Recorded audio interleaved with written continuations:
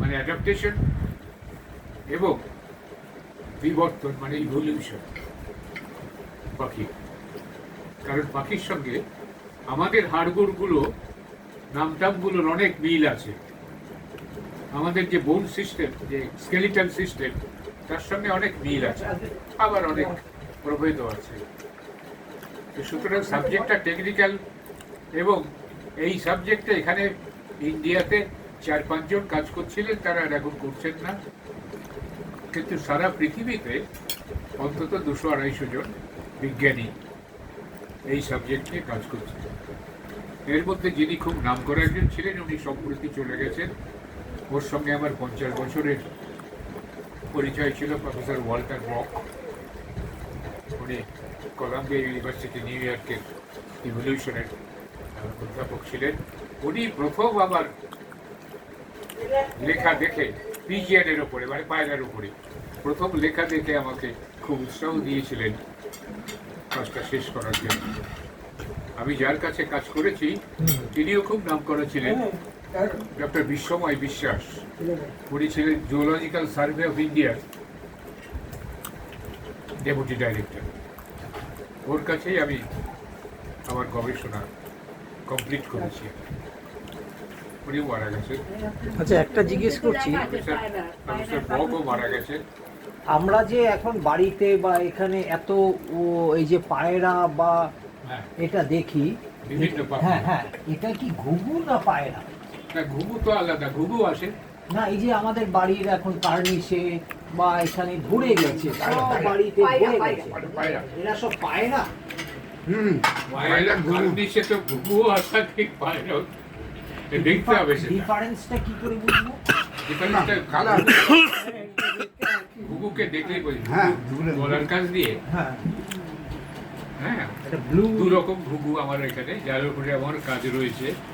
একটা হচ্ছে স্পটেড ডাব, মানে গায়ে একটা জায়গায় ছিট ছিট ছিট ছিট আছে, তাকে বলে স্পটেড ডাব।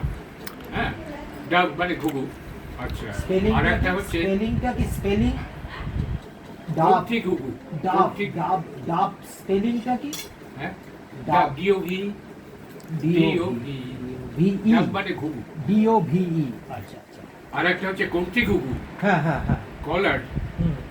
এই কলার ডাবটাকে পরে নাম দিল ইউরেশিয়ান, মানে ইউরোপে পাওয়া যায়, ইউরেশিয়ান কলার ডাব। ইউরেশিয়া, ইউরোপ এবং এশিয়া, ইউরেশিয়ান কলার ডাব। আগে শুধু কলার ডাব বলা হতো, এখন বলা হয় ইউরেশিয়ান কলার ডাব। এই দুটো পাখির উপরেই আমি এদের অ্যানাটমির উপরে কাজ করেছি। অ্যানাটমি থেকে আমি ইভলিউশনে গেছি আর কি। যে কাজটা এখানে কেউ বেশি করে না। এখানে যত পাখি, এই যে সব পাখির বই টই, খুব দামি দামি বই এসব, হ্যাঁ, বার্ডস অফ ইন্ডিয়া, গ্রেওয়ালের, এই সব বই কিন্তু পাখির ইকোলজির ওপরে, মানে পরিবেশ কীরকম, দেখতে কীরকম, কত ইঞ্চি লম্বা, কী খায়, হ্যাঁ, কিন্তু কেমন করে খায় সেসব বলতে হয়। আচ্ছা, ওই ঘুঘু আর পায়রা, সেটা কি আপনি যেটা বলছেন এমনিতে তো দেখতে একই রকম, দেখে বলা যায়। আলাদা আলাদা আলাদা। একদম আলাদা। আলাদাটা কোন দিক দিয়ে? Colour, colour, colour. হ্যাঁ, পায়রাটা একটু একটু বড়। বড়, আর ঘুঘুটা একটু মেটালিক, মেটালিক গ্রে, ব্রাউন, হ্যাঁ। একটু মেটালিক গ্রে কালারটা। আর পায়রার কিন্তু উজ্জ্বল, এবং পিছনের পাখার উপরে দুটো ব্যান্ড আছে,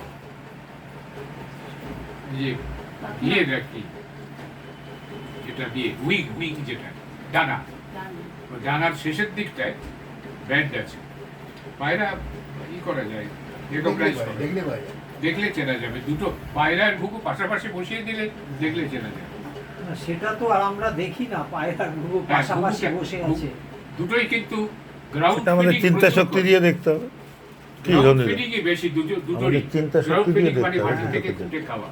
হ্যাঁ, এছাড়াও ছোট ছোট গাছ থেকে, ছোট ছোট গাছের যে সমস্ত খুব সফট সফট টুইগ, টুইগ মানে ডাটা, সফট টুইগ যেগুলো, আচ্ছা। সেগুলো খায়।